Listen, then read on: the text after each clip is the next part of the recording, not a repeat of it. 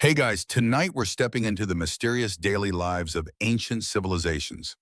Not their grand conquests or famous monuments, but the strangest, most mind-bending rituals they practiced every single day.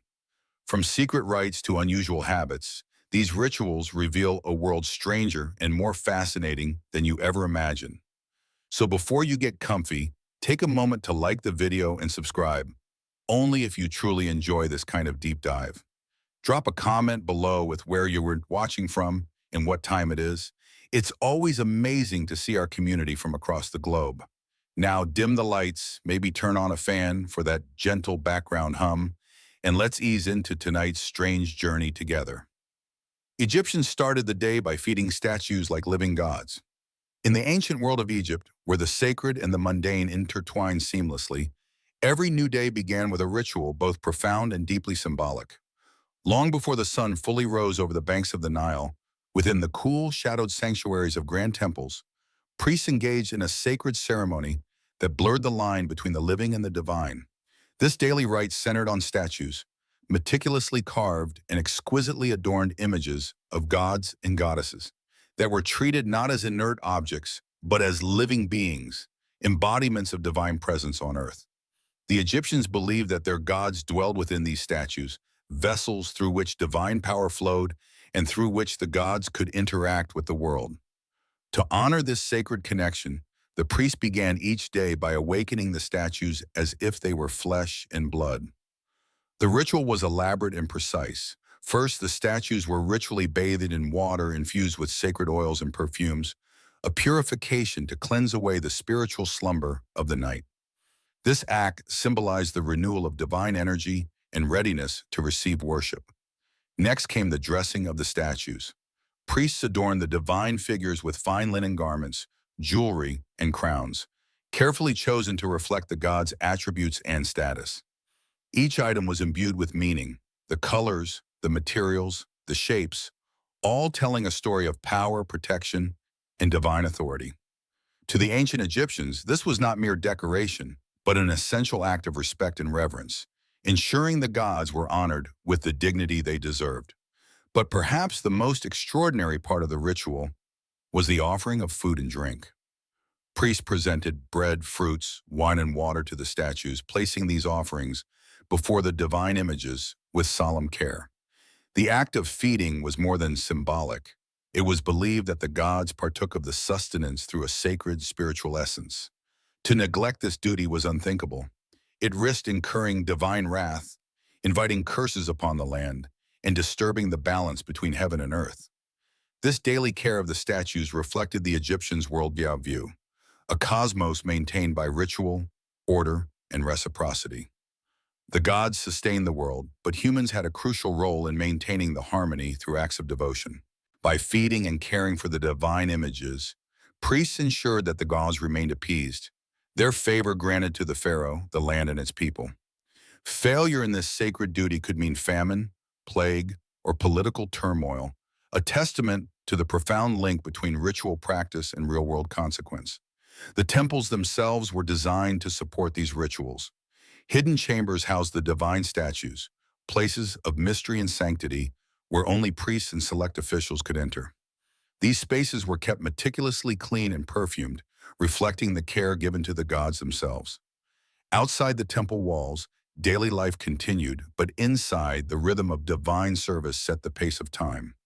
The feeding of statues was not a casual custom, but a deeply embedded practice spanning centuries.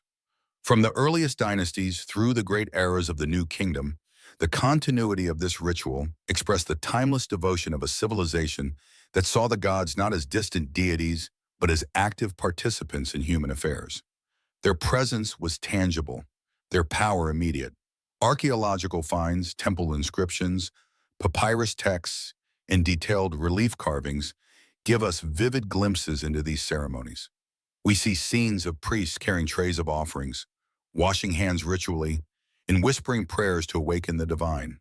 The care lavished on the statues reflects a worldview where the spiritual and physical were inseparable, where gods required daily nourishment as much as the people who worship them. In understanding this ritual, we glimpse a society that placed sacredness at the heart of everyday existence.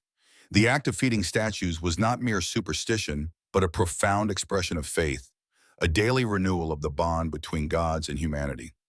It reminds us how deeply humans seek connection with the divine and how rituals become bridges between worlds, between the seen and the unseen, the mortal and the eternal. Today, as we stand amid the ruins of ancient temples, the silent stone statues remain, still bearing the traces of ancient paint and the echoes of whispered prayers. Though they no longer receive daily offerings, the stories of their ritual care survive, reminding us of a civilization that greeted each dawn with reverence, feeding its gods as one might care for cherished family. Ancient Persians began their day with a ritual of silence. According to the ancient historian Herodotus, the Persians began each day with a solemn and profound ritual, a period of complete silence before speaking to anyone. This practice was far from a simple morning routine. It was deeply rooted in their spiritual worldview and a way to honor the cosmic order established by Ahura Mazda, the supreme God in Zoroastrian belief. This silence was not merely the absence of noise, but a sacred space, a deliberate pause that allowed the soul to attune itself to the divine harmony of the universe. In the sprawling Persian Empire, which stretched from the Mediterranean to the Indus Valley, religion permeated every facet of life. The worship of Ahura Mazda, the wise lord of truth and order, was central. According to Zoroastrianism, the world was a battleground between order, Asha, and chaos, Druj. To live rightly meant to align oneself with Asha, the principle of truth, righteousness, and cosmic order. The morning silence was a physical and mental preparation to enter the day in alignment with these values. Herodotus, writing in the 5th century BCE, noted that before the Persians spoke to one another or engaged in any social or political affairs, they observed this sacred pause. It was a moment to cultivate inner calm, reflect on the principles of justice and truth, and cleanse the mind of distractions. This silence was also a form of respect toward oneself, others, and the divine forces believed to govern the universe. This ritual can be seen as an early form of mindfulness, where the Persians consciously created a boundary between the unconscious rest of night and the active engagement of day. It provided a moment of mental clarity and ethical centering. By beginning the day in silence, they sought to ensure that their words and actions would be guided by wisdom rather than impulsiveness. The practice also underscored the importance of speech in Persian culture. Words were powerful and carried weight, so speech was to be approached carefully and deliberately. Starting the day with silence was a way to honor that power, ensuring that conversations began with intention and respect. This ritual of silence reflects the deep interconnection between religion, ethics, and daily life in ancient Persia. It was not just a personal spiritual exercise, but a social contract, reinforcing community values and harmony. Leaders, nobles, and common folk alike participated, creating a shared experience that unified the empire's diverse peoples. Moreover, this morning silence was a statement about control over one's thoughts, emotions, and impulses. In a culture that prized wisdom and justice, such control was essential for maintaining social order and personal virtue. It was a way to guard against the chaos threatening both the individual and society. In modern times, we might recognize this ancient Persian custom as a precursor to meditation or contemplative practices found around the world. Yet, for the Persians, it was uniquely tied to their religious cosmology and ethical framework. It was a ritual that linked the individual to the eternal order of Ahura Mazda, grounding daily life in cosmic purpose. Herodotus's account offers a window into how the ancients perceived the sacred in everyday actions. The Persian morning silence was a powerful reminder that before words and deeds, there is a space, a silence, that shapes intention and character. It teaches us that sometimes the most profound beginnings arise not from speech, but from stillness. In reflecting on this ancient ritual, we glimpse a timeless truth: the power of silence to prepare, to center, and to honor the deeper order that governs life. For the Persians, the day's first silence was a sacred act of alignment, a moment where humanity reached out in quiet reverence toward the divine. Minoans performed daily bull waving as both sport and worship. In the vibrant world of Bronze Age Crete, The Minoan civilization flourished with a unique blend of artistry, religion, and athleticism that captured the imagination of antiquity. Among their most captivating and enigmatic traditions was the practice known as bull leaping, an extraordinary daily ritual where elite youth engaged in the daring act of vaulting over live bulls in public arenas. This was no mere spectacle of physical prowess. It was a profound intertwining of sport, spirituality, and social status, reflecting deep connections to fertility, renewal, and divine favor. Bull leaping stood at the heart of Minoan culture, embodying both the thrill of risk and the sacred rhythms of religious worship. The bulls themselves were revered creatures, symbols of strength, virility, and the natural forces that govern life and fertility. In Minoan art and mythology, the bull was closely linked to powerful fertility deities and earth goddesses, embodying the cycles of life, death, and rebirth that sustained the island's agrarian society. Each day, as dawn painted the sky over the palatial centers like Knossos, young Minoan elites gathered in carefully constructed open spaces, courtyards or arenas designed not only for communal gathering, but as stages for this ritual performance. The participants, often youths of noble birth, prepared themselves physically and spiritually, donning minimal clothing to maximize agility in connection with the elemental forces. Their training was rigorous, combining athletic discipline with ritual purification to honor the gods. The act of bull leaping required exceptional courage and skill.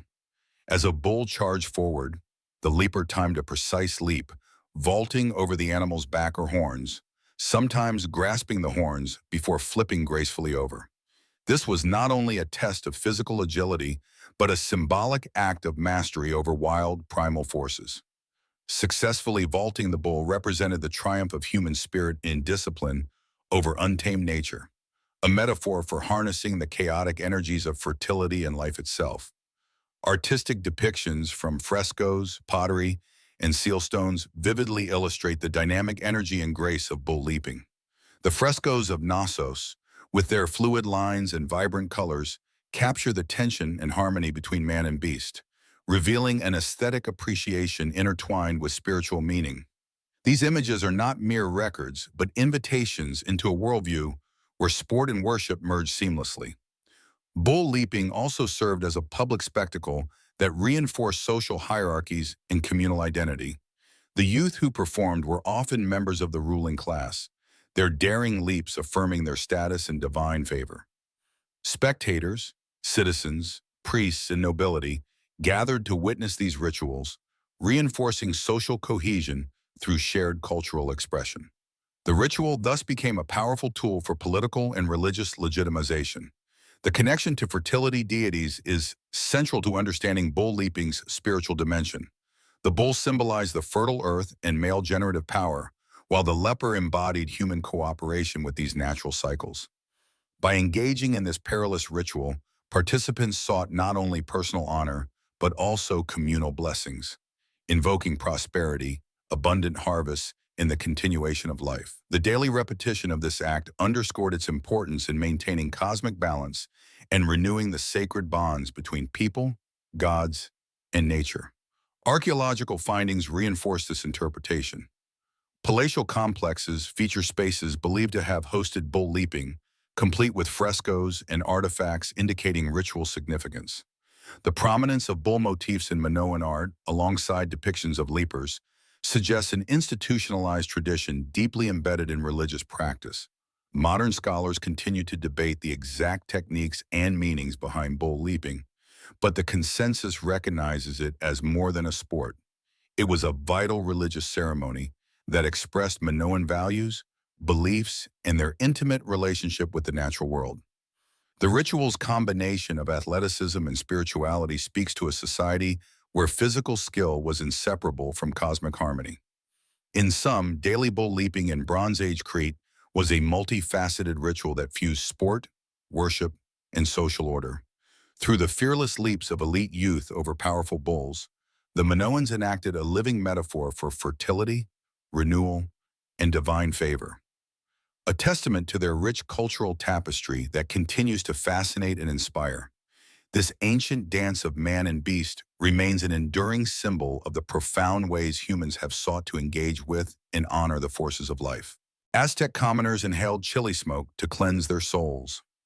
Every morning, long before the sun cast its first golden rays over the towering temples and bustling marketplaces of the Aztec Empire, commoners gathered in their humble homes and village squares to perform a sacred ritual of purification. This was no ordinary act of cleanliness. It was a profound spiritual practice centered around the burning of chilies, whose pungent smoke was believed to possess the power to cleanse not just the body, but the soul itself. The Aztecs held a deep conviction that the night was a realm where malevolent spirits and negative energies roamed freely, clinging invisibly to people as they slept. To face the day with a pure spirit, free of these lingering evils, inhaling chili smoke was their morning rite of passage. The Aztec civilization, which flourished in central Mexico from the 14th to the early 16th century, was steeped in rich religious symbolism and ritual.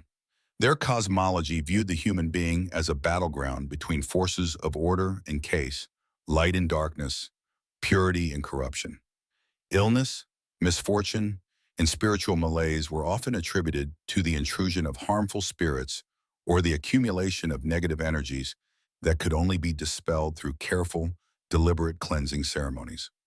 While the priestly classes performed elaborate temple rituals, it was the daily practices of commoners that maintained personal and communal harmony, grounding society in shared belief in spiritual vigilance.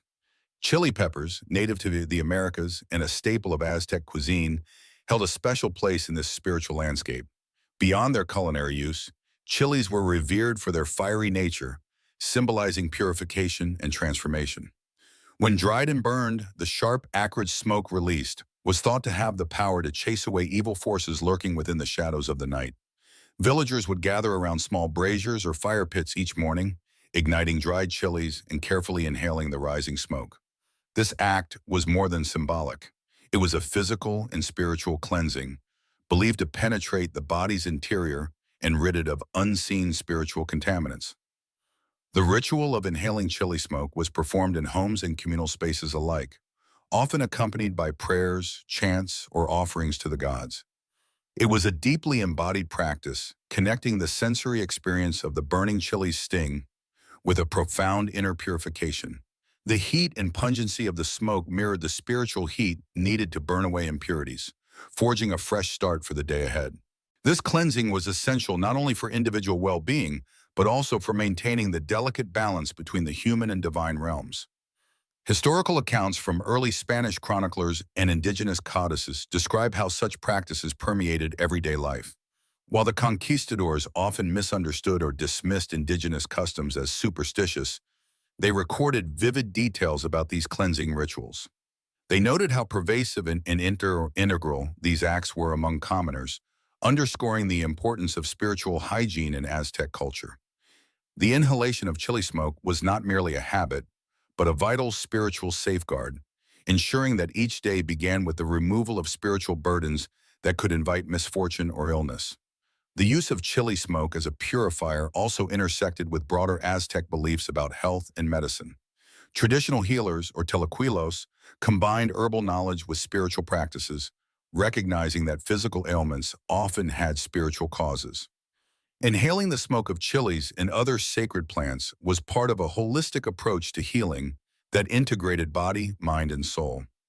This approach reflected a worldview where spiritual health was inseparable from physical health, and cleansing rituals played a key role in preventing and curing ailments.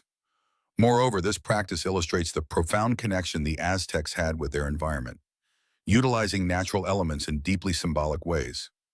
The chili, a plant both nourishing and fiery, was transformed into a medium for spiritual renewal. The smoke served as a bridge between the earthly and supernatural realms, a visible sign of invisible spiritual processes. This daily ritual of purification anchored the community in a shared sense of sacred order and protection, fostering resilience in the face of the uncertainties of life.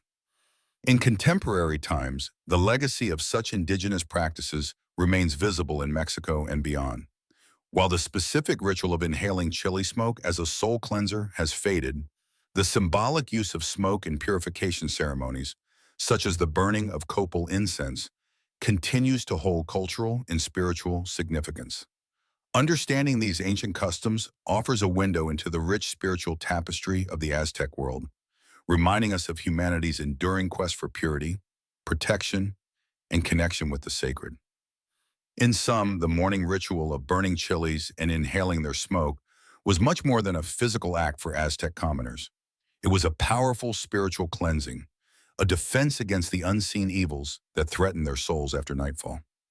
This practice embodied the Aztec vision of the human being as a site of spiritual struggle and renewal, illustrating how daily life was interwoven with sacred meaning. Through the fiery breath of chili smoke, the Aztecs breathed new life into their spirits, prepared to face the challenges and blessings of a new day. Mesopotamians brushed their teeth with crushed bone and ash before sunrise prayers. In the ancient cradle of civilization, Mesopotamia, daily rituals extended beyond grand temples and royal courts into the intimate acts of personal care. Among these was a fascinating practice documented in Babylonian texts. Before the first light of dawn and the sacred prayers to the gods, Mesopotamians would brush their teeth with a peculiar yet purposeful mixture of crushed animal bones and ash. This was no mere hygiene routine. It was a deeply symbolic act aimed at purifying the mouth, the sacred vessel through which prayers and sacred words were spoken. Mesopotamian society, flourishing between the Tigris and Euphrates rivers, placed immense importance on ritual purity, especially when communicating with the divine. The mouth, as the gateway for speech, was believed to hold great power, the power to invoke blessings, offer thanks, or pronounce curses. Keeping the mouth clean was thus not only a matter of physical health, but a spiritual necessity. The use of crushed bones and ash may seem strange to us now, but it was rooted in the materials available and the symbolic meanings they carried. Bones, remnants of sacrificed animals, represented life force and connection to the divine cycle of death and rebirth. Ash, the residue of fire, symbolized purification and transformation. Together, these substances formed a natural abrasive powder capable of cleansing teeth while imbuing the act with ritual significance. By scrubbing their teeth with this mixture before sunrise prayers, Mesopotamians sought to prepare their entire being, body, mind, and spirit, for sacred communication. The timing of this ritual is equally important. Dawn marked a liminal moment, a threshold between night and day, chaos and order. Starting the day with a purified mouth aligned the worshiper with cosmic balance and readiness to honor the gods through prayer. It was a daily renewal of spiritual commitment and an expression of respect for the divine order. These teeth-cleaning practices were part of a broader cultural focus on purity and preparation. Just as temples were cleansed and offerings carefully arranged, individuals cared for their bodies as sacred vessels. Texts and incantations from the period reflect this holistic approach: health, cleanliness, and spirituality intertwined in everyday life. Understanding this ancient dental ritual provides insight into Mesopotamian values and world view. It highlights how mundane acts, like brushing teeth, were elevated to profound religious significance, connecting humans to their gods through deliberate, mindful practice. This fusion of physical care and spiritual intent is a testament to the complexity and depth of one of history's earliest civilizations. In a modern context, the Mesopotamian tradition reminds us that caring for our bodies can be more than routine. It can be an opportunity for reflection, respect, and connection to something greater than ourselves. The crushed bone and ash of ancient Babylon may be replaced today by toothpaste and brushes, but the underlying desire to prepare oneself fully before engaging with the sacred remains timeless. The story of Mesopotamians brushing their teeth before sunrise prayers is a vivid example of how everyday actions can carry deep meaning, transforming the ordinary into a bridge between the human and the divine, illuminating a civilization's enduring quest for purity and reverence in all aspects of life. Ancient Chinese farmers honored the kitchen god with daily reports. In the vast tapestry of ancient Chinese culture, where spirituality and daily life were intricately woven, few figures held as intimate and enduring a place in the hearts of families as the kitchen god, also known as Zhao Jun. Unlike distant deities who govern the skies or the seas, the kitchen god was a presence felt in the warm glow of the hearth, in the flicker of flames beneath cooking pots, and in the quiet moments shared around the family stove. He was not merely a god of food or fire, but the vigilant recorder of household virtues and vices, an ever-watchful witness to the moral fabric of family life. Every day, from the humblest village dwellings to the grandest rural estates, families honored the kitchen god through a unique and profound ritual. Before the crackling fire or the steady warmth of the stove, they would whisper their deeds, the gurbayo and the mayawan, into the flames or the chimney, confident that the kitchen god was listening, noting, and preserving these reports. It was believed that he would journey to the Jade Emperor in heaven once a year, delivering a meticulous account of the family's conduct, praising their virtues or revealing their transgressions. This daily act was much more than simple superstition. It was a moral anchor, a system of accountability embedded into the very heart of the home. The stove, the center of nourishment and warmth, became a sacred altar where personal and communal ethics were entrusted to a divine observer. The act of speaking one's actions into the kitchen fire symbolized transparency, honesty, and a desire for self-improvement, an acknowledgement that each member of the household was part of a greater cosmic order. Historical texts and folklore trace this tradition back thousands of years, revealing its deep roots in Chinese philosophy and spirituality. The kitchen god's origins are entwined with ancient Taoist and folk beliefs, emphasizing harmony between humanity and the natural world. His role was not merely punitive but protective. By faithfully reporting to heaven, he ensured that order was maintained, blessings bestowed, and misdeeds corrected. Families took this seriously, preparing special offerings, including sweets like honey or sticky rice cakes, hoping to sweeten the kitchen god's report and secure favor for the coming year. This ritual was especially emphasized during the Chinese New Year period, when the kitchen god was believed to ascend to heaven to present his annual report. On this occasion, families performed elaborate ceremonies, cleaning the kitchen, burning incense, and offering sacrifices to bid the kitchen god farewell and welcome his return. These practices reinforced communal bonds and a shared sense of responsibility, fostering social harmony through spiritual means. The cultural significance of the kitchen god extended beyond mere household rituals. He embodied the intersection of private life and cosmic justice, a reminder that everyday actions, no matter how small, contributed to the moral health of society and the universe. His presence encouraged diligence, honesty, and compassion, values that have echoed through centuries of Chinese civilization. Archaeological findings, ancient scrolls, and oral histories offer glimpses into how this tradition evolved alongside China's dynastic changes, yet retained its core essence.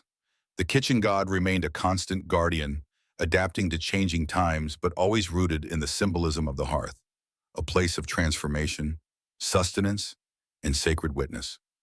In contemplating this practice today, we recognize a timeless human desire to be seen and judged by a higher moral standard, to reconcile the mundane with the divine, the kitchen.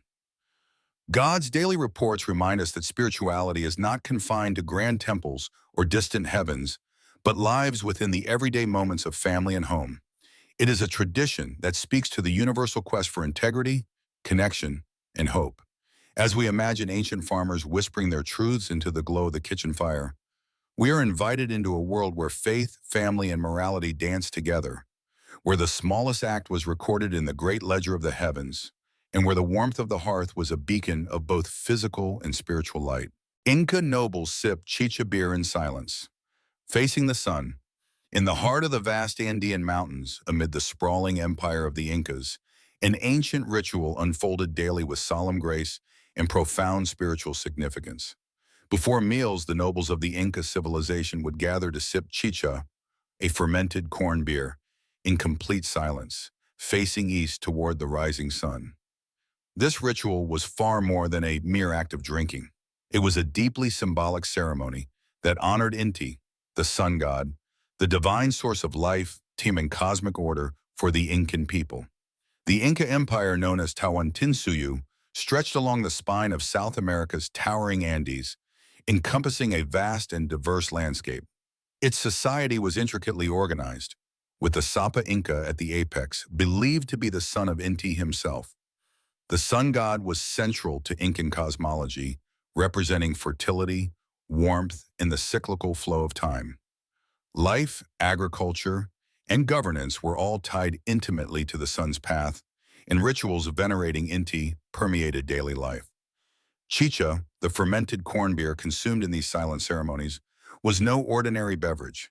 It was a sacred drink made through laborious traditional processes involving germination and fermentation of maize.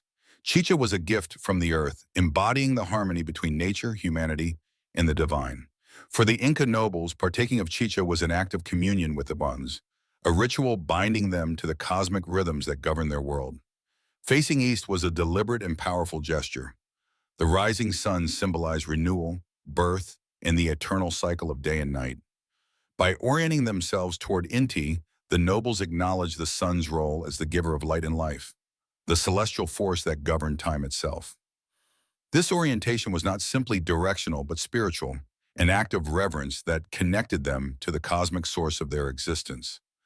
The silence that accompanied the drinking of chicha was equally significant. In the quietude, the nobles expressed respect and contemplation. Speech was reserved for the moment after, when blessings, prayers, or communal affirmations might be offered. The silence was a sacred space, a pause to honor the divine before engaging in the earthly act of eating. It symbolized humility, reverence, and mindfulness, qualities essential in Incan religious practice. This ritual also reinforced the social and religious hierarchy of the empire. The nobility, as intermediaries between the gods and the people, had the responsibility to uphold cosmic order through their actions. Their public display of respect toward Inti was a reminder of their divine mandate and the interconnectedness of political power and religious duty. Archaeological evidence and colonial chronicles describe how these ceremonies were often conducted at dawn in temple courtyards or atop sacred mountains where the sun's first light could be fully embraced. The sacred site of Coricancha in Cusco, the empire's capital, served as a major center for sun worship, its golden walls glittering as a testament to Inti's significance. The ritual of drinking chicha facing the sun would resonate in these hallowed spaces, linking earthly governance with celestial divinity. Beyond the immediate religious significance, this ritual speaks to a broader Andean worldview that saw humans as part of a larger, cyclical universe. Time was not linear, but cyclical, measured by the sun's journey and seasons. To honor Inti was to honor the very fabric of existence, agriculture's success, the rise and fall of life, and the harmony between earth and sky. The silence and solemnity of the Chicha ritual also contrast with modern conceptions of social drinking, where noise and revelry often prevail. For the Incas, the moment was not for entertainment, but for sacred connection, a pause to ground oneself in the divine order before partaking of the sustenance that sustained life. In reflecting on this ancient practice, we see how deeply intertwined religion, politics, and daily routine were in the Inca world. The nobles' silent sip of chicha facing the sun was a powerful act of devotion and authority, a ritual that aligned human action with cosmic will. This tradition invites us to consider the power of ritual silence and deliberate orientation toward forces greater than ourselves. It reminds us that sometimes the most profound connections are forged not in words but in quiet reverence. The Inca nobles' morning ritual was an embodiment of respect, discipline, and spiritual mindfulness. It connected them to the sun's eternal cycle and reaffirmed their role as stewards of a civilization that thrived on harmony between humanity and the cosmos. As the sun rose over the Andes, casting golden light on the peaks and valleys, the nobles raised their vessels in silent homage, an ancient gesture of unity with Inti, the radiant source of life, time, and divine order. Etruscans consulted chicken livers every morning for omens. In ancient Italy, long before the rise of Rome, the Etruscan civilization flourished with a rich tapestry of religious rituals and divinatory practices that deeply influenced later cultures. Among their most fascinating and intricate customs was the daily consultation of chicken livers by Etruscan priests, a ritual known as haruspicy, in which the examination of animal livers served as a sacred gateway to divine knowledge and guidance. Every morning as dawn broke over Etruscan city-states, specialized priests called haruspites would prepare themselves to perform this solemn task. These men were not mere butchers, but revered intermediaries between the mortal world and the divine. The Etruscans believed that the gods communicated their will through signs hidden in the natural world, and the liver, the vital organ responsible for life sustenance, was seen as a sacred canvas upon which the gods inscribed their messages. The practice began with the sacrifice of animals, particularly chickens, whose livers were carefully extracted and examined. Chickens were favored for their availability and symbolic significance, representing vitality and life's essence. The priest studied every detail, the shape, texture, color, and any unusual marks or anomalies on the liver's surface. Even subtle imperfections or variations were interpreted as meaningful omens. This meticulous examination was far from superstition. It was a complex system grounded in established religious doctrine and centuries of tradition. The priests compared what they saw to a sacred liver model, a bronze or clay replica etched with standard features in sections corresponding to various divine domains. This template helped them decode the cryptic language of the gods, translating the physical features of the liver into clear signs about future events or the will of the heavens. The outcomes of these readings carried immense weight, influencing daily civic decisions and state affairs. Whether determining the right moment to embark on military campaigns, conducting public ceremonies, or making political judgments, Etruscan leaders turned to the haruspices for divine sanction. The belief was that successful governance and societal well-being depended on aligning human actions with the gods' favor, as revealed through these sacred organs.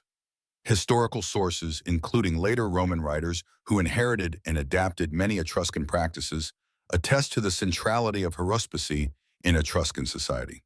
Temples often housed dedicated chambers for such divinations, and priests underwent rigorous training to master the interpretation of liver omens. This daily ritual underscored the profound intertwining of religion, politics, and daily life in Etruscan culture. Beyond the practical aspects, the ritual reflected a worldview in which the cosmos was alive and communicative, where the divine permeated the mundane. The liver's significance as a life-giving organ made it the ideal medium for messages from the gods, a physical manifestation of divine will imprinted on flesh. This belief imbued the practice with spiritual gravitas, elevating it far above mere fortune-telling. Moreover, the detailed study of animal livers symbolized the Etruscans' broader fascination with anatomy and the natural world.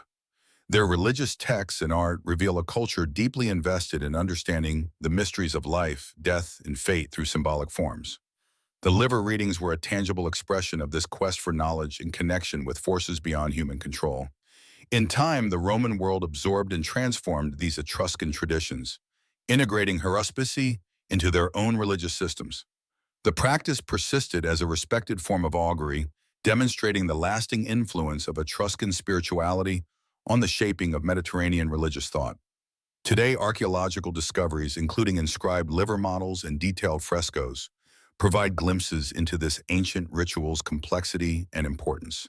They remind us that the Etruscans possessed a sophisticated spiritual framework in which divine guidance was sought daily through intimate communion with the natural world.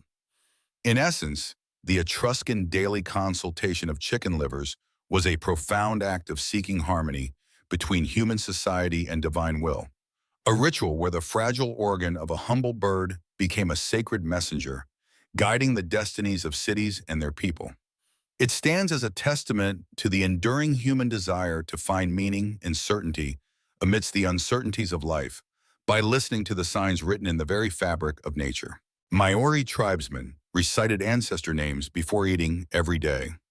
Every day, as the sun began its journey across the sky and hunger gathered in the bellies of Maori tribesmen, a sacred ritual unfolded before the first bite of food was taken.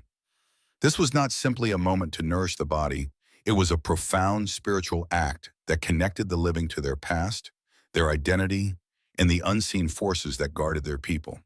Before each meal, Maori elders led the tribe in chanting the names of their ancestors, reciting long genealogies with reverence and precision. For the Maori, the act of naming ancestors was far more than remembrance. It was a vital practice to ensure spiritual protection, continuity, and harmony in daily life.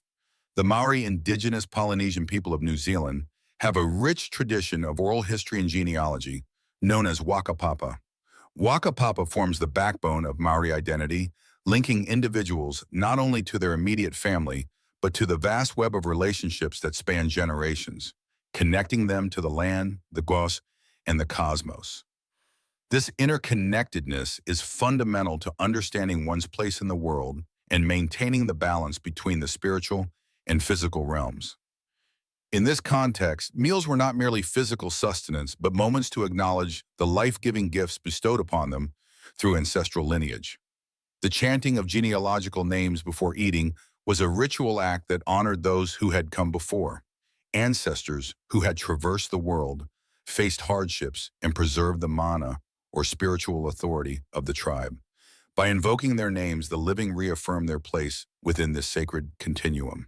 The elders, custodians of knowledge and tradition, played a crucial role in leading these chants.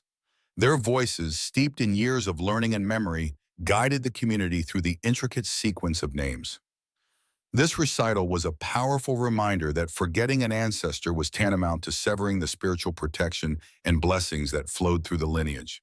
It was believed that such forgetfulness could invite misfortune, illness, or loss of mana, threatening not only the individual, but the collective well-being of the tribe.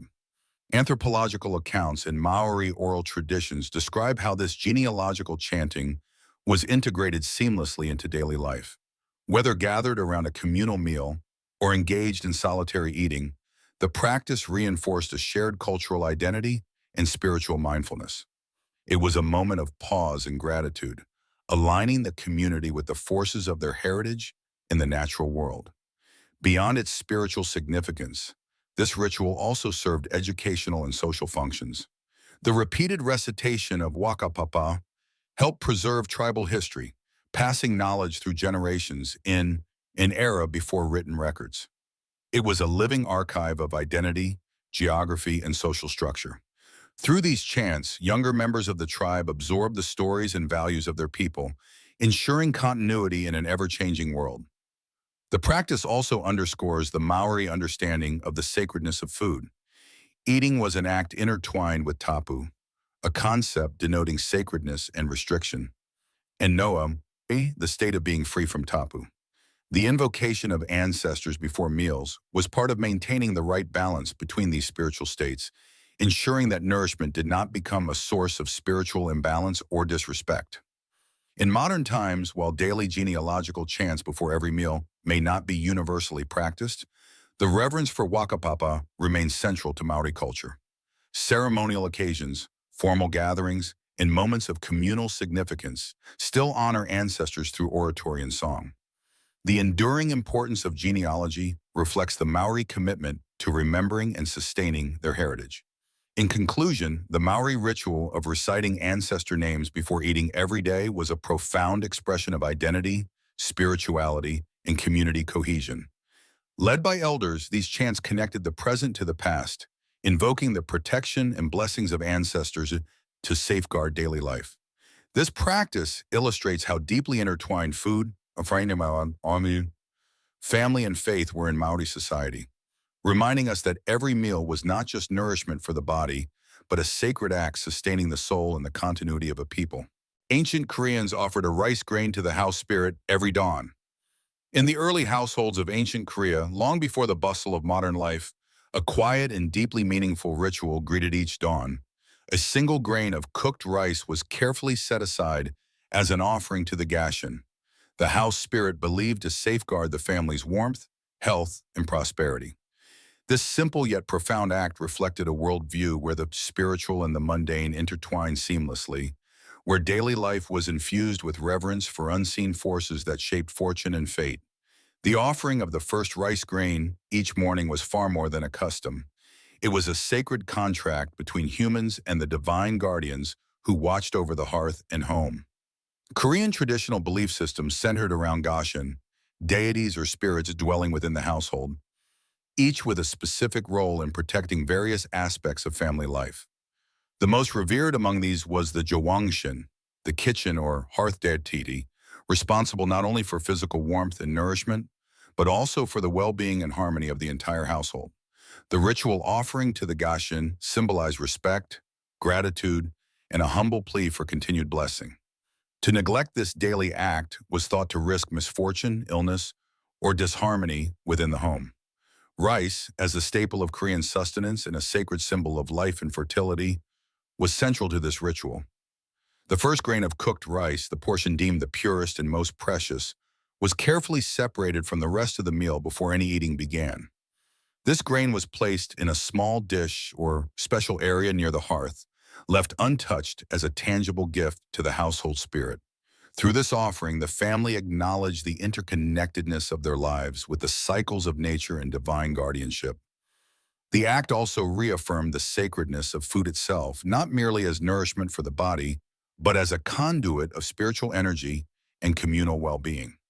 Historical records, folk tales, and cultural studies illuminate how deeply embedded these rituals were in Korean daily life. In agrarian societies dependent on harvests and seasonal cycles, honoring the Gashin was a vital practice that reflected both gratitude for bounty and recognition of life's precariousness. The hearth was the center of family activity, a place of cooking, gathering, and warmth, and thus the focus of spiritual care. Maintaining the favor of the Gashin was thought to ensure that fires burned steadily, meals were plentiful, and the family was protected from misfortune. The morning rice grain offering was not isolated, but part of a broader system of household rites. Families engaged in prayers, chants, and offerings during significant life events, seasonal changes, and festivals, all aimed at sustaining harmony between the human and spiritual worlds. These practices were passed down through generations, evolving yet retaining core themes of respect, balance, and reciprocity. The Gashin embodied the intimate relationship between people and their environment, a relationship marked by mutual care and vigilance. This ritual also reveals the subtle social and psychological roles of tradition. It provided structure to daily routines, creating moments of mindfulness and connection amid labor and survival. By dedicating the first grain of rice to the spirit, individuals were reminded of their place within a larger cosmic order and their dependence on forces beyond themselves. It fostered a sense of continuity and belonging that transcended the immediate material concerns of daily life. In modern times, while many Koreans have moved away from traditional household worship, the echoes of these ancient practices survive in cultural memory, festivals, and family customs. The offering to the Gashin, with its emphasis on gratitude, protection, and respect for the sacredness of sustenance, resonates as a timeless reminder of the human need for spiritual connection and care. It invites reflection on how small, intentional acts that can anchor us amid life's uncertainties. The story of ancient Koreans offering the first grain of rice to the house spirit every dawn is more than a quaint tradition. It is a window into a rich spiritual heritage that shaped daily life, community, and identity. It speaks to universal themes of gratitude, protection, and the desire to live in harmony with unseen forces that nurture and guard us. This ritual embodies a profound understanding that the well-being of a home, like the flickering hearth fire, depends on respect, care, and the sacred bond between humans and the spirits of the world around them. In embracing this history, we gain insight into the rhythms of ancient Korean life and the enduring power of ritual to transform ordinary moments into acts of sacred meaning. Each dawn's offering was an invitation to begin the day grounded in reverence, hope, and the shared quest for protection and prosperity, a lesson from the past that still holds relevance today. Dacians sharpened blades before breakfast as a sacred duty. Before the first light of dawn pierced the rugged Carpathian mountains, the warriors of the ancient Dacians, an indomitable people who once roamed the lands of what is now modern Romania, began their day with a ritual both practical and profoundly sacred. It was a duty that transcended mere preparation for battle. It was a spiritual covenant, a daily renewal of strength and divine favor. Each morning before breaking their fast, these warriors meticulously sharpened their swords, an act steeped in symbolism and reverence toward their chief deity, Zoroastrians, the god of immortality and protector of their people. This morning sharpening was no casual chore. It was a solemn rite that connected the tangible to the transcendent. The sword was more than steel and wood. It was an extension of the warrior's spirit, a vessel of power entrusted to him by the gods. The edge, keen and gleaming, represented clarity of purpose, readiness to face the unknown, and the unyielding will to survive. To neglect this ritual was to risk not only the blade's dullness, but the withdrawal of divine protection, a perilous fate in a land fraught with enemies and treacherous terrain. Zalmoxis, the enigmatic god of immortality revered by the Dacians, embodied the promise of eternal life and the transcendence of mortal fear. Warriors believed that by honoring him through this daily practice, they renewed their bond with the divine, fortifying their souls as well as their swords. The sharpening ritual was a prayer in motion, a meditation on strength, vigilance, and the inevitability of conflict. It symbolized their readiness to defend their people, their land, and their way of life against the ever-present threat of ambush and invasion. Historically, the Dacians were renowned for their fierce independence and warrior culture, clashing frequently with the expanding Roman Empire and other neighboring tribes. Their tactics relied heavily on surprise, knowledge of the terrain, and relentless preparedness. The morning ritual of blade sharpening fit perfectly into this ethos. It was both a mental and physical sharpening, focus honed alongside the blade, instilling discipline and confidence that could mean the difference between life and death. The process was exacting. Warriors selected their finest whetstones, tools honed over generations for their effectiveness. Each stroke against the blade's edge was deliberate, measured, and infused with intention. The rhythmic sound of stone against steel echoed like a sacred chant, filling the quiet morning air with a tangible sense of purpose. This practice was often accompanied by invocations to Zalmoxis, asking for his guidance, protection, and the blessing of immortality in battle. Moreover, the sharpening was communal, a shared experience among warriors that reinforced bonds of brotherhood and collective resolve. It was a moment of calm before the storm, a chance to center oneself amid uncertainty. Tales passed down through oral traditions tell of how this morning discipline forged warriors who moved with precision, struck with deadly efficiency, and faced their foes without hesitation. In the wider cultural context, this ritual also reflected the Dacians' intimate relationship with the natural and spiritual world. Their beliefs intertwined the physical and metaphysical, viewing everyday acts as opportunities to commune with the divine. The sword, an instrument of war, was simultaneously a symbol of life, death, and rebirth, a tool through which mortal men could touch the eternal. Archaeological findings support the significance of weapons in Dacian society, with richly decorated swords and battle gear indicating not only practical use, but also ritual importance. The act of maintaining the blade was likely a respected tradition, passed from mentor to apprentice, embedding spiritual meaning into martial readiness. As dawn gave way to day, the sharpened sword gleamed in the morning light, a testament to the warrior's dedication and the enduring power of their faith. These blades were not merely instruments of war, they were sacred tokens of a covenant between mortal and God, edge and spirit, survival and immortality. Reflecting on this ancient practice invites us to understand the profound ways in which ritual and daily routine can empower individuals and communities. The Dacians' morning blade sharpening was more than maintenance. It was a declaration of identity, resilience, and reverence. It reminds us that even in the harshest conditions, humanity seeks meaning and connection, forging strength not only in body, but in belief. Celtic Druids dip oak leaves in morning dew to cleanse their hands. In the misty dawns of ancient Celtic lands, where dense forests whispered secrets and sacred groves stood as timeless sanctuaries, the Druids, keepers of wisdom and ritual, engaged in a delicate and profound practice to prepare themselves for the day's sacred duties. Before ceremonies or communal meals, these mystics dipped oak leaves into the morning dew, using the crystalline droplets as a means to cleanse their hands. This simple yet deeply symbolic act was rooted in the belief that the dew, gathered in sacred groves, held the healing essence of the forest itself, a pure connection to nature's life-giving forces. The Druids occupied a revered place in Celtic society, serving as priests, scholars, healers, and mediators between the human and the divine. Their spirituality was intimately tied to the natural world, especially the mighty oak tree, regarded as the king of the forest. The oak symbolized strength, endurance, and sacred knowledge, making it central to Druidic rituals and cosmology. Morning dew was more than water collected from leaves. It was considered a potent substance infused with the vitality of the earth and the subtle energies of the dawn.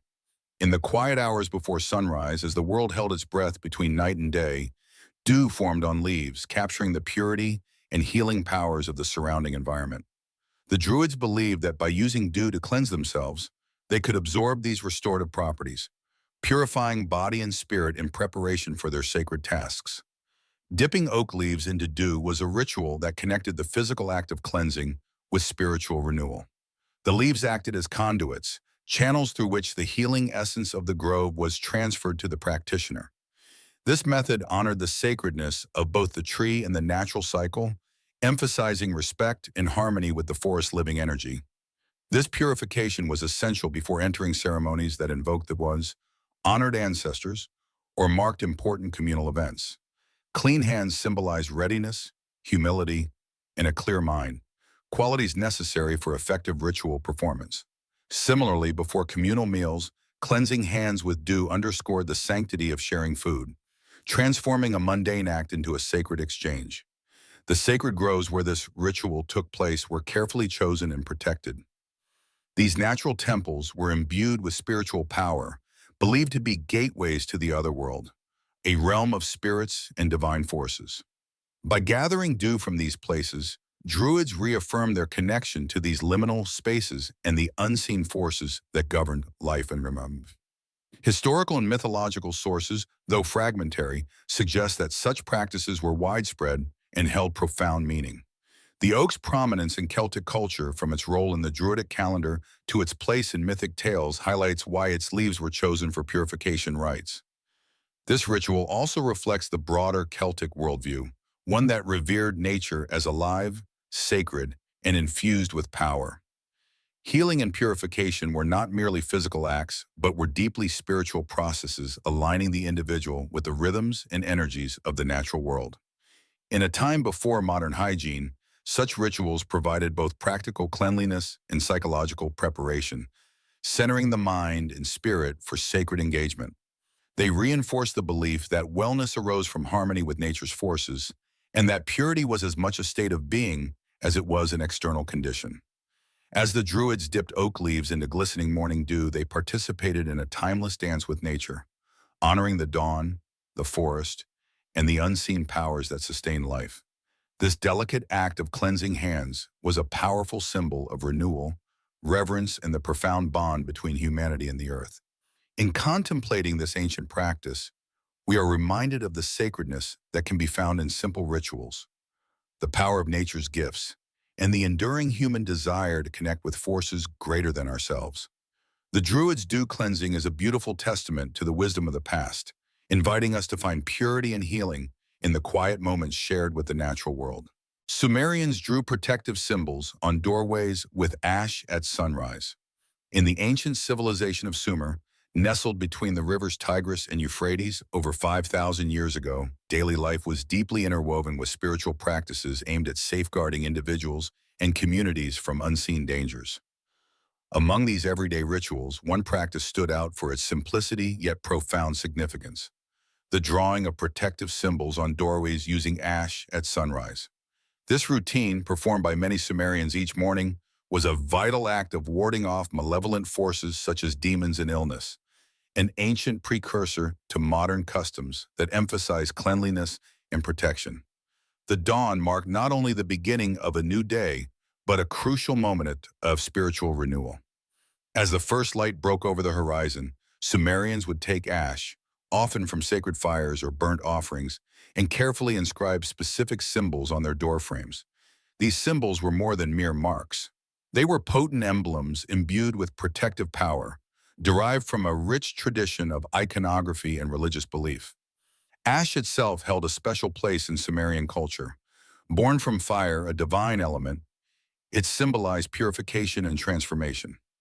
By applying ash to doorways, the thresholds between the safety of home and the unknown world beyond, Sumerians created a barrier that was both physical and metaphysical. The doorway became a guarded portal where the forces of order and chaos met, and the ash symbols served as talismans against evil. The types of symbols drawn varied but often included geometric shapes, cuneiform signs, or depictions of protective deities. These images acted as spiritual sentinels, calling upon divine guardians to watch over the household. In a time when illness and misfortune were commonly attributed to supernatural causes, such markings provided reassurance and a sense of control over the uncertainties of daily life. This ritual was not isolated to elite or priestly classes. It was a widespread custom practiced by families across social strata. Its repetition each morning underscored its importance, much like the modern habit of washing hands to maintain health and prevent disease. Just as hand washing today is a preventative act rooted in hygiene and well-being, the Sumerian practice of marking doorways with ash was a proactive step to protect the household spiritually and physically. Archaeological findings and textual evidence from cuneiform tablets support the prevalence of such protective rituals. Incantations and prayers often accompanied the act, invoking gods such as Nergal or Pazuzukapaso, known for their roles in combating evil spirits and disease.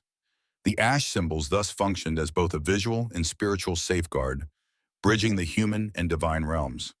Moreover, this practice reflects the broader Sumerian worldview, where the cosmos was alive with spiritual forces constantly interacting with human affairs. Protection from these forces was essential for survival, prosperity, and harmony. The daily marking of doorways symbolized the community's ongoing effort to maintain balance and ward off chaos. In addition to their spiritual function, these rituals fostered a shared cultural identity and rhythm. The morning ash markings created a daily moment of reflection and connection, an intentional pause to recognize vulnerability and invoke protection. It was an act that reinforced social bonds and the collective belief in the power of symbols and ritual. The legacy of this ancient practice resonates even today. Across cultures and centuries, humans have developed countless rituals to safeguard themselves and their loved ones from harm, whether through symbolic markings, prayers, or physical cleansing. The Sumerians' ash symbols on doorways remind us that the impulse to protect and purify is a fundamental and enduring aspect of human nature. Ultimately, the simple act of drawing ash symbols at sunrise was far more than a routine. It was a profound expression of faith, resilience, and the desire to shape one's destiny in a world full of unseen threats. Through this daily ritual, the Sumerians embraced the dawn not only as the start of a new day, but as a fresh opportunity to stand guarded against darkness, both literal and spiritual, embodying a timeless human quest for safety and well-being. Olmecs whispered their dreams to stoneheads for guidance. In the misty dawns of ancient Mesoamerica, within the flourishing civilization of the Olmecs, often regarded as the mother culture of the Americas, there existed a profound and enigmatic spiritual practice that connected the world of dreams to the tangible realm of stone. Towering over villages and ceremonial centers, the Olmec colossal stone heads stood as silent guardians, their imposing visages carved from massive basalt boulders, embodying ancestral spirits and divine wisdom. For Olmec families, these monumental sculptures were far more than artistic achievements or symbols of power. They were living conduits to the dream world, revered as messengers through which guidance and clarity were sought. Each morning, children were gently taught to approach these stone sentinels to whisper their dreams, a sacred ritual designed to unlock the mysteries of the night and illuminate the path of the day ahead. The Olmec civilization, flourishing between approximately 1500 and 400 BCE in the tropical lowlands of what is now southern Mexico, is renowned for its artistic sophistication and spiritual depth. The colossal heads, some weighing several tons and standing over 3 meters tall, remain among the most iconic and mystifying artifacts of this culture. While modern archaeologists have extensively studied these sculptures, much about their precise meaning remains shrouded in mystery, preserved in the intangible threads of oral tradition and ritual practice that have faded over millennia. Central to Olmec spirituality was the belief in the permeability between waking and dreaming worlds. Dreams were not mere figments of imagination, but potent realms where ancestors, warriors, and supernatural forces communicated with the living. Dreams held prophetic power, revealing guidance, warnings, and truths inaccessible during the waking day. To engage with these ethereal messages required ritual and mediation, a sacred process that involved the monumental stone heads as spiritual intermediaries.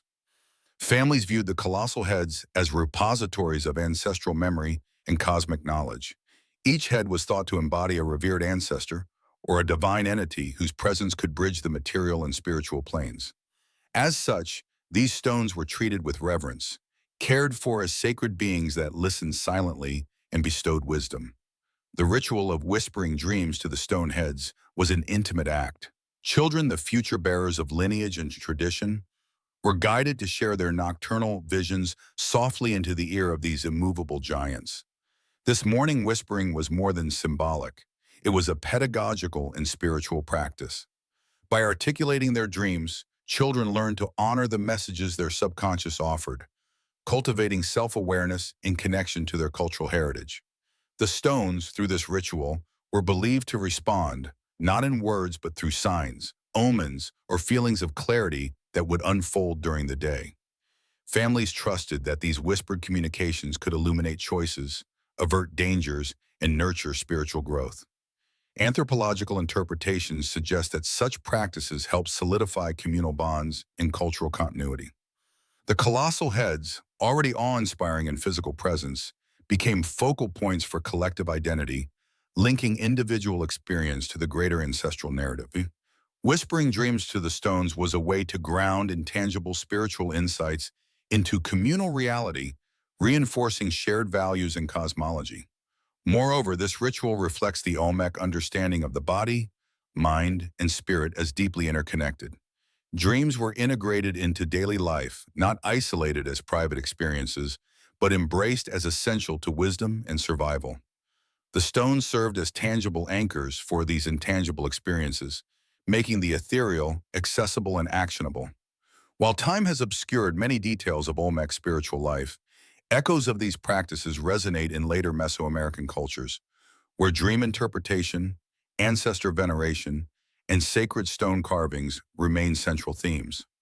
The enduring fascination with the Olmec colossal heads testify their power, not only as artistic marvels, but as symbols of humanity's timeless quest to understand the unknown through sacred connection. In sum, the Olmec family's morning ritual of whispering dreams to colossal stone heads reveals a civilization deeply attuned to the mysteries of the night and the guidance it could offer. Through this intimate practice, children were taught to listen, respect, and seek clarity beyond the veil of sleep, forging a living bond between the seen and unseen worlds. The stone heads stood as eternal witnesses to this sacred exchange, guardians of dreams and keepers of ancestral wisdom that shaped the course of life in one of the America's earliest great cultures. Zoroastrians tied and untied ritual cords 3 times daily.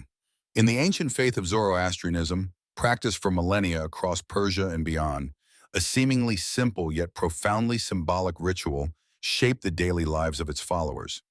The tying and untying of the kushti, a sacred ritual cord worn around the waist. This act, performed 3 times each day, was much more than a physical routine. It was a deliberate spiritual practice, a moment of reflection and recommitment to the core principles of truth, order, and righteousness embodied in the faith's teachings. The kushti itself is a thin, corded belt made from fine wool, typically consisting of 72 threads, symbolizing the 72 chapters of the Yasna, the primary liturgical collection of Zoroastrian sacred text. Worn tightly around the waist over the sudra, a white cotton vest representing purity, the kushti acts as a tangible reminder of the wearer's commitment to the divine order, known as asha. Asha signifies truth, righteousness, and the cosmic law that governs the universe, standing in opposition to Druids, the principle of deceit and chaos. At dawn, noon, and dusk, Zoroastrians pause their daily activities to engage in the ritual of untying and retying the kushti. This is not a hurried gesture, but a carefully performed rite accompanied by the recitation of sacred prayers and mantras, including the Asham Vohu, which praises truth and righteousness. Each knot undone and retied represents a symbolic cleansing, a shedding of falsehoods, distractions, and spiritual impurities accumulated through the day. The act realigns the practitioner with Asha, renewing their dedication to live in harmony with divine truth in ethical conduct. This ritual also serves as a moment of mindfulness, inviting practitioners to reflect inwardly on their actions, thoughts, and intentions. By physically handling the kushti, they engage their senses and focus their minds, bridging the material and spiritual realms. The repeated knots remind them of the continuous effort required to maintain moral integrity and spiritual vigilance in a world rife with challenges. Historically, the kushti ceremony has been a cornerstone of Zoroastrian identity, connecting generations through a shared ritual that transcends time and geography. It reinforces community bonds as adherents collectively affirm their faith and values thrice daily. The importance of this practice is underscored by its inclusion in Zoroastrian rites of passage, such as the Navjote ceremony, marking a child's formal initiation into the faith and the acceptance of the kushti as a lifelong spiritual tool. The roots of this tradition trace back to the teachings of Zarathustra, Zoroaster himself, who emphasized the power of purity, truth, and intentional living. The ritual cord and its handling embody these principles, offering a physical symbol to ground abstract spiritual concepts. In a faith deeply concerned with the cosmic struggle between order and chaos, the kushti ritual becomes a daily battle cry, a personal reaffirmation of one's role in upholding Asha. In modern times, despite the dispersion and decline of Zoroastrian populations, the ritual of tying and untying the kushti endures as a powerful emblem of faith and cultural heritage. It reminds practitioners and observers alike that spirituality is not confined to grand ceremonies, but is woven into the fabric of daily life through simple, intentional acts. The story of Zoroastrians tying and untying ritual cords 3 times daily reveals a profound philosophy, that truth and order are not static ideals, but living commitments requiring continual attention and renewal. Each knot tightened and loosened is an act of devotion, a symbol of the ongoing journey towards spiritual clarity and harmony with the divine. This ancient ritual, grounded in centuries of belief and practice, invites us to consider how physical symbols and daily rhythms can anchor our own quests for meaning, integrity, and connection. Through the sacred kushti, Zoroastrians embody the timeless truth that living in alignment with cosmic order demands both faith and discipline, a lesson that resonates far beyond its ancient origins. Early Slavs greeted the hearth fire with breadcrumbs and salt. Long before the dawn of modern civilization, in the dense forests and sprawling plains of Eastern Europe, the early Slavs lived in close harmony with the unseen forces they believed surrounded them. Among these myriad spirits and deities that shaped their daily lives, none was more intimately connected to the home than the domovoi, Ushui, the household spirit, guardian of hearth and hearth fire, protector of family and fortune. This invisible presence was both revered and feared, a subtle force whose favor was sought through rituals steeped in tradition and respect. Each day in a Slavic household began with a simple yet profound act that set the tone for the hours to come. For the clatter of voices, before the first words were spoken, a designated family member would approach the hearth, the very heart of the home, and perform a ritual gesture of respect and gratitude. This act involved tossing small crumbs of bread and a pinch of salt into the fire, offerings meant to honor the domovoi. It was a humble yet powerful symbol. Bread, the sustenance of life, and salt, the preservative of purity and protection, combined as a sacred gift to the spirit who watched over the household. The hearth fire itself was more than just a source of warmth and a place for cooking. It was the living center of the home, a connection point between the human and the spiritual worlds. The flickering flames danced as if alive, believed to be the very presence of the domovoi manifested in light and heat. To honor this spirit was to nurture the invisible guardian who maintained the delicate balance of peace, health, and prosperity within the family. The ritual of offering breadcrumbs and salt was more than a custom. It was an expression of respect for the unseen order that governed domestic life. The early Slavs understood that the domovoi could be capricious. When pleased, he protected the home from misfortune, warded off evil spirits, and blessed the family with harmony. But neglect or disrespect could invite his ire, causing disturbances, misfortune, or illness.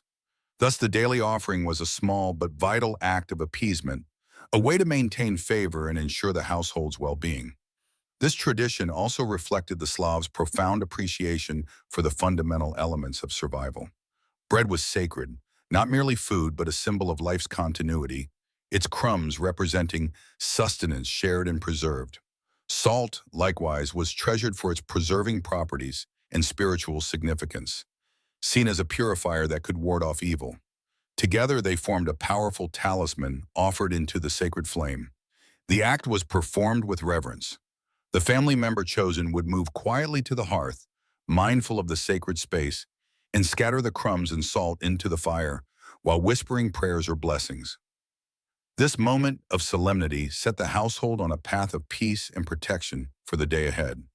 Folklore and oral traditions from Slavic cultures describe the domovoi as a small, often invisible figure, sometimes seen as an old man with a long beard or a tiny hairy creature who lived beneath the stove or near the hearth.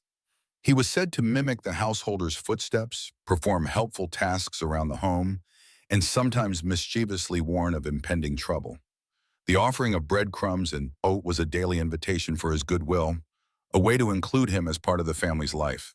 In a broader cultural context, the ritual underscored the interconnectedness of the physical and spiritual worlds in early Slavic belief. Every element of daily life, from food preparation to household chores, was infused with respect for the spirits who guided and protected. This worldview fostered a sense of harmony and reverence that permeated even the smallest actions. As Christianity spread through Eastern Europe, many of these ancient customs persisted, often syncretized with new religious practices. The honoring of the hearth spirit through offerings remained a cherished tradition in many rural communities, a testament to the enduring power of ancestral belief. Today, as we look back on the lives of the early Slavs, the simple act of tossing breadcrumbs and salt into the fire reminds us of humanity's timeless desire to connect with the unseen, to seek protection and blessing through ritual, and to honor the sacred rhythms that sustain life. It is a window into a world where the flame was not only a source of warmth, but a living presence, a guardian to be revered at the start of every day. Ancient Tibetans spun prayer wheels. Every morning while walking, in the rugged, high-altitude landscapes of ancient Tibet, where mountains touch the heavens and the air is thin and crisp, a daily ritual infused with spiritual significance guided the lives of its people. Every morning, Tibetans began their day by spinning handheld prayer wheels as they walked, an act believed to embody the power of countless spoken prayers, aligning their intentions with virtue and cosmic harmony before the day's demands unfolded. Prayer wheels, cylindrical devices containing tightly rolled scrolls, inscribed with sacred mantras, were more than devotional objects. They were portable vessels of spiritual energy. The most common mantra enclosed was Om Mani Padme Hum, a powerful invocation of compassion and wisdom rooted in Mahayana Buddhism.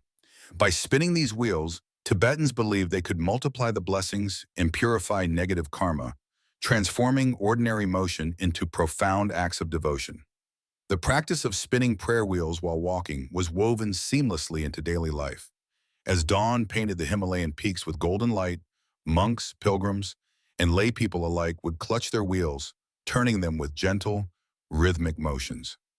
Each revolution was considered equivalent to reciting the mantra aloud hundreds or thousands of times, enabling practitioners to accumulate merit and cultivate inner peace through physical action. This ritual served multiple purposes. Spiritually, it was a way to sanctify the body and mind, opening oneself to compassion and mindfulness at the day's outset. Psychologically, it focused attention, grounding practitioners amid the vastness and solitude of the Tibetan plateau. The tactile engagement with the prayer wheel reinforced intention, making prayer an embodied experience rather than a mere mental exercise.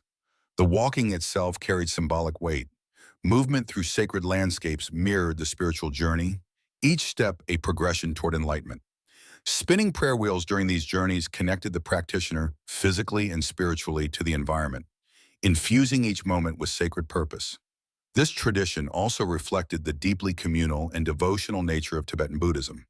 Prayer wheels were accessible to all, transcending literacy barriers, as the power of mantras was believed to be inherent in their physical rotation. This democratization of spiritual practice allowed entire communities to participate in collective merit-making through their individual daily acts. Historical records and surviving Tibetan art depict scenes of pilgrims and monks traversing mountain paths, their prayer wheels spinning in unison, a moving tapestry of faith and devotion. The resonance of countless spinning wheels became a living mantra that echoed across valleys and monasteries. The morning spinning of prayer wheels symbolized renewal and the aspiration to begin each day free from negativity and aligned with virtue. It was a practice that connected the mundane with the divine, the physical with the spiritual, and the individual with the universal. In a world where silence and solitude can be profound teachers, the spinning prayer wheel offered a gentle rhythm, an anchor for the mind and a beacon for the soul. It transformed the simple act of walking into a sacred pilgrimage, a continuous offering of intention and compassion. Reflecting on this ancient Tibetan ritual invites us to consider how daily practices can serve as powerful gateways to mindfulness and virtue.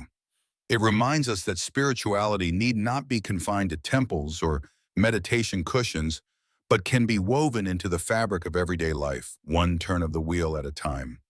As the Tibetan sun rises over snow-capped peaks, the prayer wheels spin, a quiet chorus of devotion and hope, setting the tone for a day lived in harmony with the principles of compassion, wisdom, and spiritual awakening.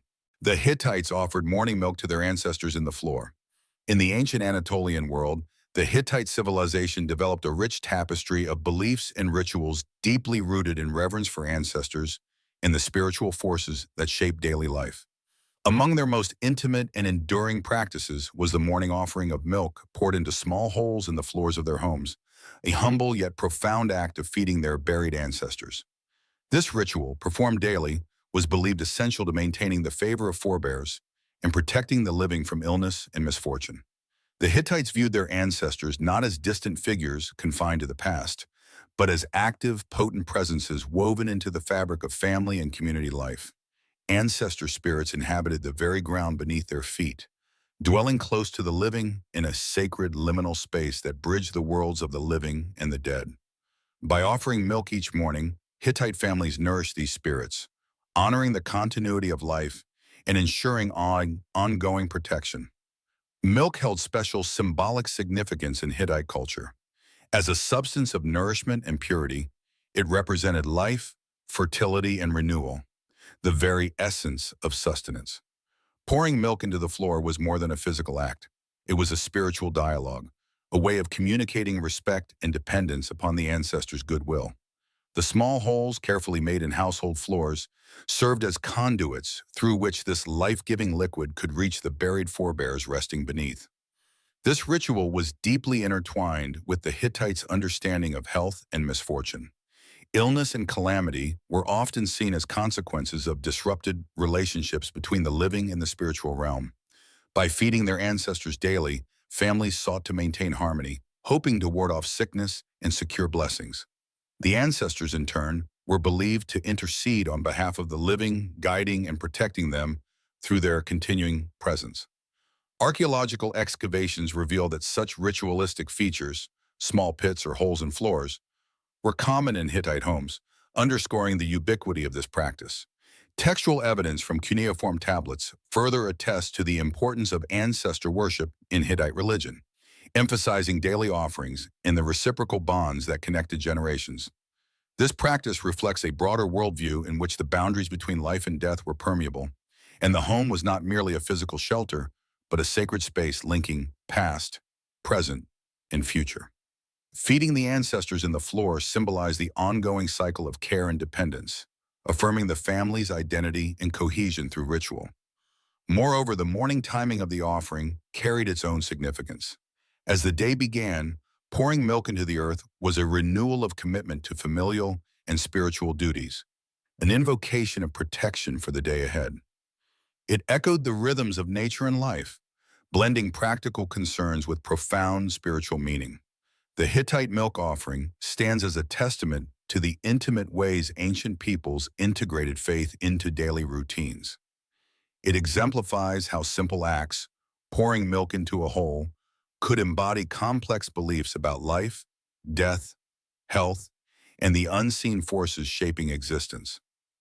In many ways, this ritual foreshadows later cultural practices centered on ancestor veneration and the desire to maintain ties beyond death. It highlights a universal human impulse to honor those who came before, to seek their favor, and to acknowledge our place within a continuum of life. Today, the memory of the Hittites pouring morning milk into their floors invites reflection on how rituals connect us to our heritage, offering comfort and continuity.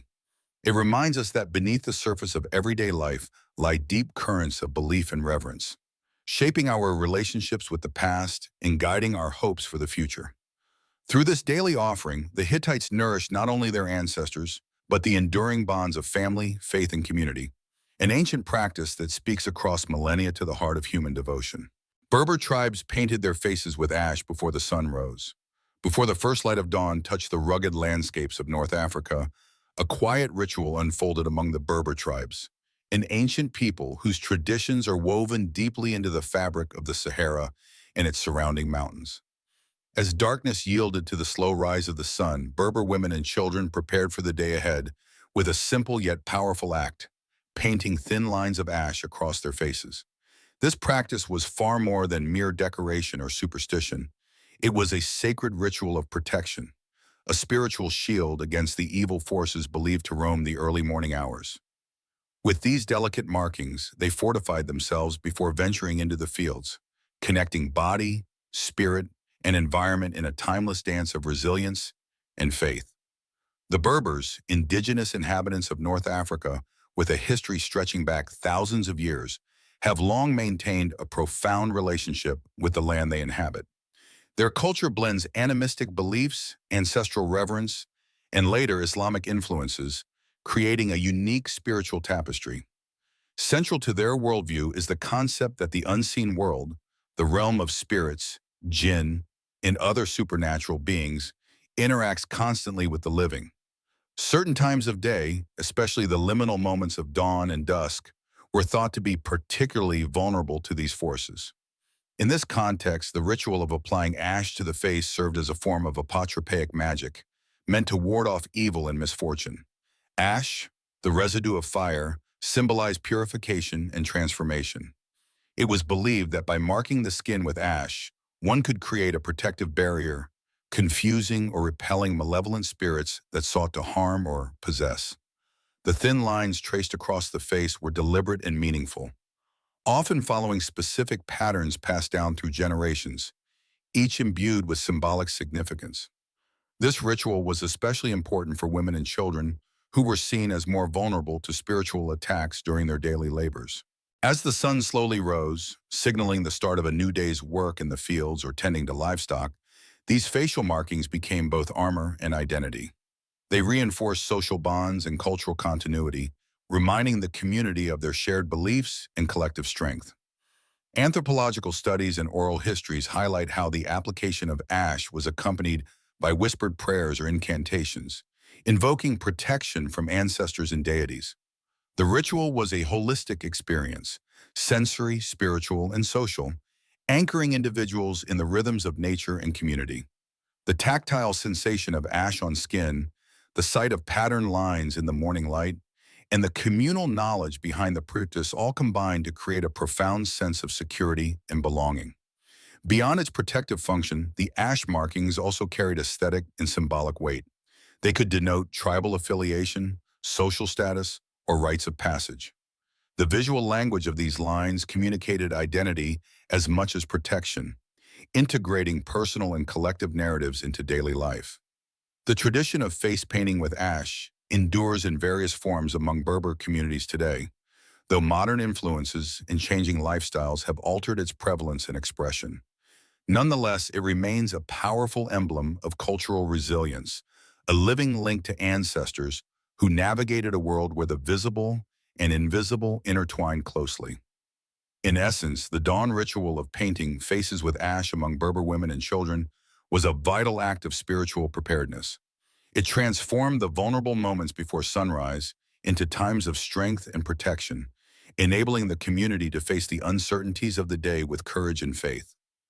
This simple yet profound practice reflects a worldview that honors the power of ritual, the significance of ancestral wisdom, and the enduring human desire to safeguard the self against unseen dangers. Through the ash-lined faces of the Berber tribes at dawn, we glimpse a culture deeply connected to both land and spirit, a culture that, in marking their skin each morning, mark themselves as part of a sacred continuum of protection, identity, and survival. Ainu hunters greeted bear skulls with bowed heads before breakfast. In the rugged, forested mountains of northern Japan, the Ainu people, an indigenous group with a rich and deeply spiritual culture, practiced a unique and profound ritual that reflected their intimate relationship with nature and the animal world. Before breakfast each morning, Ainu hunters would greet the mounted skulls of bears, kept in sacred shrines within their homes and villages, with bowed heads. This daily act of reverence was more than a simple greeting. It was a solemn expression of gratitude and respect to the bear spirits for the sustenance and protection they had provided through past hunts. The bear holds a central place in Ainu cosmology and culture. Known as kamui, divine spirits or gods, bears were revered as powerful beings embodying both physical strength and spiritual potency. To the Ainu, the bear was not merely an animal to be hunted, but a sacred messenger bridging the human world and the divine. The ritual involving bear skulls was an embodiment of this sacred connection, acknowledging the life taken and the gifts received in return. Each bear skull, carefully preserved and mounted in a special shrine known as a saisei, was a tangible reminder of the bear's sacrifice and the ongoing relationship between humans and nature. By bowing to these skulls every morning, hunters and community members reaffirmed their respect and commitment to living harmoniously with the natural world, recognizing that survival depended on balance, reciprocity, and humility. The ritual also served as a spiritual safeguard. Bowing to the bear skulls was believed to appease the bear spirits, ensuring their favor and preventing misfortune or retaliation in future hunts. It was an expression of thanks for the nourishment provided and a request for continued protection and guidance. This practice underscored the Ainu's profound belief in animism, the idea that all beings, living or once living, possess a spirit deserving of reverence. Historical accounts and ethnographic studies describe these morning greetings as part of a broader cycle of ceremonies and offerings dedicated to Kamui. Festivals such as the Ayomante, or bear sending ceremony, mark the culmination of a bear's spiritual journey from the earthly realm back to the divine. The daily bowing ritual, in contrast, was a quiet, personal acknowledgement of that sacred bond woven into the rhythms of everyday life. In a world where hunting was essential for survival, the Ainu's respectful treatment of bear skulls reflects a sophisticated ethic of care and gratitude. It transformed the act of killing into a sacred exchange, one grounded in recognition of the bear's sacrifice and the hunter's responsibility. This ethic fostered a sustainable relationship with the environment, balancing human needs with reverence for the animals that sustain them. Today, as the Ainu culture gains renewed recognition and efforts to preserve their traditions grow, the ritual of greeting bear skulls remains a powerful symbol of indigenous spirituality and environmental respect.